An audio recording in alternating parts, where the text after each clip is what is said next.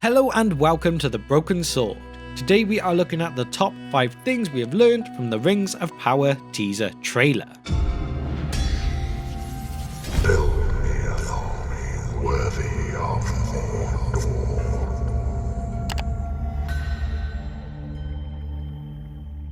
I'm sure you all know, but we finally have had our first proper footage of the Lord of the Rings The Rings of Power show in a 1-minute teaser trailer that was released during the Super Bowl. We went through some initial thoughts and a breakdown on this channel before, but now that we've had a day or two to watch the trailer countless more times and assess it a bit more, I thought it would be fun to go over a few things again and bring you a top 5 things that I feel that we know now that the dust has settled just that little bit. So let's just jump into things and start with number 1, although I will say that these are in no particular order.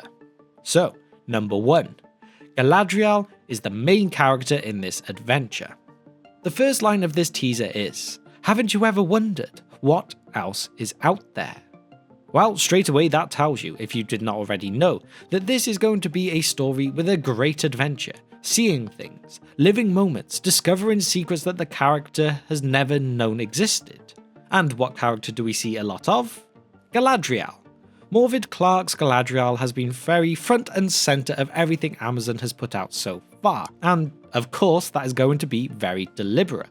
We could quite safely assume at this point that she is going to be our main character. Realistically for the series, despite the timeline compression that they have confirmed, an elf had to be the main focus because there was always a great chance of any men dying due to age during the series. Where this is not a problem for someone like Galadriel, so it is really only the danger that she puts herself in that now becomes a threat, meaning that we can definitely stick with her for the entire series. A question you may be wondering though is, why Galadriel? Why not someone else? Well, Galadriel was one of those born in Valinor, so has witnessed the light of the two trees of Valinor, giving her greater strength due to this. By the time of the War of the Ring, she is described as the mightiest and fairest of all the elves that remained in Middle-earth. So, when you think that there were also the likes of Glorfindel, Elrond, Celeborn or Thranduil still living there, and she was mightier than all of these, she was definitely very powerful. To have reached this point of standing amongst her race, she must have been through a fair few things. Examples may be being friends with a queen and Maya, Melian, having witnessed a kinslaying, having experienced the hellish journey of the Halkoraxe, all amongst other things too.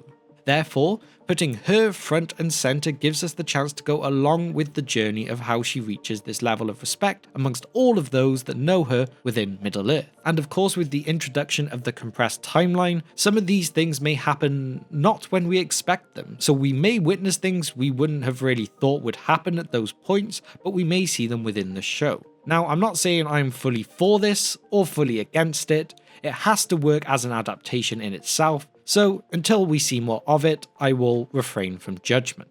However, let's move on now to number 2, the first Age Flashbacks. We get this one shot of an elf in gold shouting. To some people, it may feel unassuming. Maybe this is just a generic battle, this is just a soldier seeing another one in trouble and shouting for them. But no, this shot actually tells us a lot for those of you who aren't aware. The actor in this shot has been confirmed as Will Fletcher by Fellowship of Fans, and Will Fletcher has said to be the character of Finrod Felagund. Now why is this such a big deal? Well, Finrod is in fact one of the brothers of Galadriel, and he was in fact quite active during the first age of Middle-earth, dying while the Wars of Beleriand were happening, but not directly in one of the battles. Therefore, that means First Age flashbacks are basically confirmed at this point. There had been rumours that the first 2 episodes were going to be flashbacks to the First Age for backstory, a bit like how the movies showed a condensed version of the War of the Last Alliance at the beginning of the Fellowship of the Ring, or just to give some better context. So, one of the ideas for this shot could well be that it is from the 4th Great Battle of the Wars of Beleriand, set a good 10 years before Finrod's death. This one is the Battle of Sudden Flames, or the Dagor Bragollach. This battle was a great one between the forces of Morgoth and the forces of the Noldor. During this battle, Finrod would nearly die until he is saved by the man Barahir. This act is what leads to Finrod giving Barahir his ring, which becomes the Ring of Barahir that is later passed down to Aragorn during the events of The Lord of the Rings. So it will not surprise me if we get a glimpse of this moment to tie things in for the fans just that bit. And maybe we'll even get to see a Balrog or two in this battle as well. But anyway, despite giving Finrod the short hair treatment, I just love that we will be getting something from the First Age as well. The First Age really does deserve its own show, but for now, if it's just this kind of idea, the same way the War of the Last Alliance was in The Lord of the Rings, I'm happy to see that at this point. If this show does well, maybe it's something we will get to see more of in the future. But however, if we just come back to the shot from the teaser for a quick moment, there is one other thing I would kind of just like to add, and this is more just personal preference on my end, and that is about the armor designs.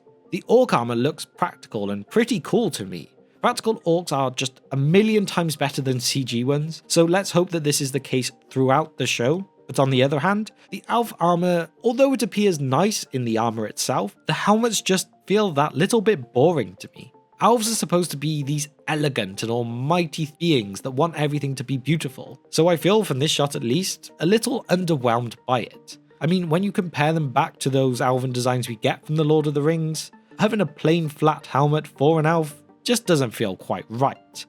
But then, I'm picking apart the design of a helmet. That is really being a bit picky at this point, so I'll just leave it there. But I would be curious to know what you think about this as well.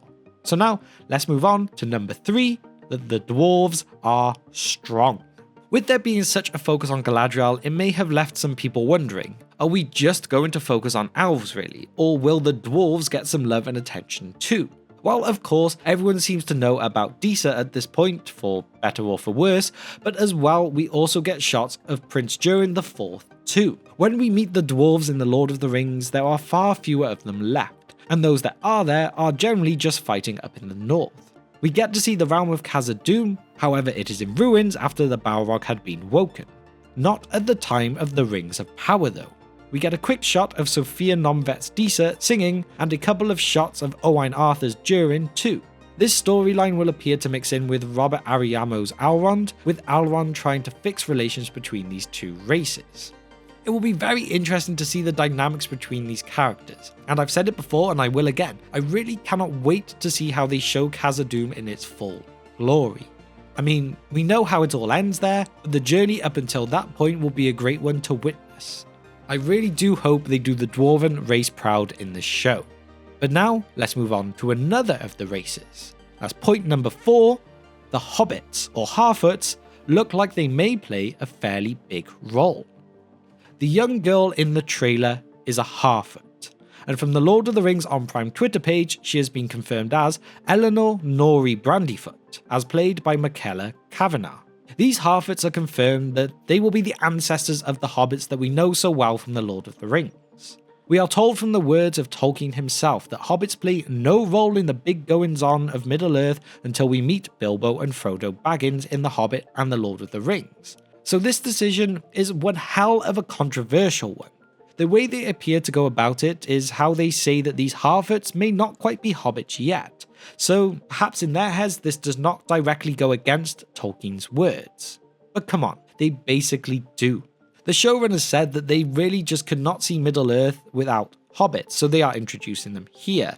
And it's really something that I'm on the fence about. If they manage to bring them in a constructive way, everything makes sense, and it's not like it ends up being a hobbit being the main character that helps bring down Sauron during the War of the Last Alliance, I can perhaps get on board with that. But again, it all comes down to context at this point. We know so little, so it's something we're just going to have to wait and see. And then as well, something that is not confirmed 100% yet, that the last shot of the trailer, that shot of the small hand grabbing the dirty one, feels like this could well be Nori's hand holding onto that stranger too. So of course, from this, we now have to go on to point 5, and that's talking about the Stranger, or Meteor Man. Here we get our biggest mystery from what we have seen so far. Going back to Fellowship of Fans again, he was calling this character Meteor Man for a while now. However, the character has now been given the name of the Stranger by the Lord of the Rings On Prime Twitter page. So I may be flicking back and forth between those two names for this video, but I am talking about the same character. In the trailer, we see a meteor flying overhead, which is cut with a shot of Gil-galad looking at the sky, and I'll come back to why that is kind of important in a moment. We then go back to getting 2 shots of fire, one of which includes a character reaching out from it, and this is actor David Wayman, the one confirmed as the Stranger, which is the character holding onto the apple from those posters released earlier. Now, when they came out, I was feeling the theory that this could well have been one of the Blue Wizards, and that Amazon were bringing their arrival to Middle-earth differently to how that we have been told they had arrived with Glorfindel. However, this does now appear to be fairly wrong. What appears to be more the case now is that this character will in fact be an evil one. We did not get an obvious hint of the main bad guy at all in this trailer, unless this is the one that could be him. So, who is he? Where has he come from? Well, the theory now is that this will end up being Sauron. However, for those of you who do not know, in the Second Age, Sauron disguised himself in a fair form called Anatar, and in this form he went around to the elves and said that he was a messenger from the Valar and tried to gain favour with them.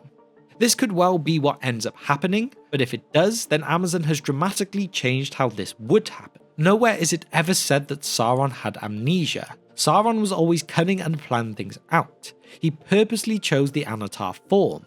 He had a plan. However, this hints more that he may get the name Anatar from somewhere else, and then slowly remember he is the true evil, slowly remember his true power, slowly remember his true plans, and then become more like the Dark Lord that we know of later on. And the reason why linking it with Gil-galad is important is obviously Gil-galad is one of the main characters along with Elendil that bring him down in the end. Or at least momentarily until he rises again in the Third Age. But also then going back again, the reason why this links to Nori is that we see her reaching out to grab the hand from the fire in that one shot of the teaser. So as well, this also links strongly to it being Nori holding the hand in the last shot too. So Sauron could now have amnesia and be mixing with hobbits. A very, very bold move if this is really the case. But at this point, that is completely a theory. There's nothing to 100% prove that either way. It will just be interesting to get given more context in what we are really being shown and seeing how this pans out. Trailers are always meant to pique your interest but not necessarily give you all the information. So they may just be pointing us in the completely wrong direction at this point. But so there we have it, a look at the top 5 things that I feel that we can gather from the teaser trailer. I know it was only a 1-minute teaser, and we will get far more when the full trailer is released, but that is part of the fun of these earlier days in a show's release, isn't it? The theories, the unknown, the teasing, it just makes you more excited, more nervous, or more anxious. Either way, the Rings of Power is building up a good head of steam now, and I will be keeping my eyes peeled for all the news that does come out. However, there's one more thing I would like to do now before the end, and that is with me wanting to bring up a quote from the author Carl F. Hostetter, who was the writer of the book The Nature of Middle-earth that came out last year. It addresses his thoughts on some of the concerns people have had with the show, and I think the best thing to do is just read it as it was written for all of you now to finish off. So, although I am probably a fool for doing so, I'm going to try to bring some reason to bear on Amazon series Black Elf, Arondir, and Black Dwarf TEASER characters, which is allowed so long as it usefully supports right think, so I may get a pass here. First, it needs to be stated that there were certainly many different races in artificial sense of skin colour in Middle-earth, just as there are in our Earth. Caucasian, Asian, and African at least, Western, Eastern, and Southern Middle-earth respectively. That is not at all in doubt. Since elves awoke earlier than men, and so had more time to migrate about Middle-earth as a whole, it stands to reason that some elves that chose not to migrate west might have moved east or south, and so there could well be darker complected elves, though specifying the character as a Sylvan elf in that case is puzzling. Tolkien doesn't describe any such migration or any such elves, but it is possible. Dwarves are similar, but given their apparently far smaller population, much less likely. Case, it seems that they were all concentrated in NW Middle-earth, but we do not know that for sure. We do know from the late writings in conjunction with what is said in The Lord of the Rings that dwarven women were indistinguishable from dwarven men and in fact also had beards, but it appears Amazon doesn't have the rights to the War of the Jewels where that is made explicit. Of course, the reason why Amazon decided to introduce such highly speculative elvish and dwarvish characters is one thing, as opposed to, say, introducing Easterling and Southron human characters, which would have been far less controversial. But it is simply untrue to hold that there is no people of colour in Middle-earth.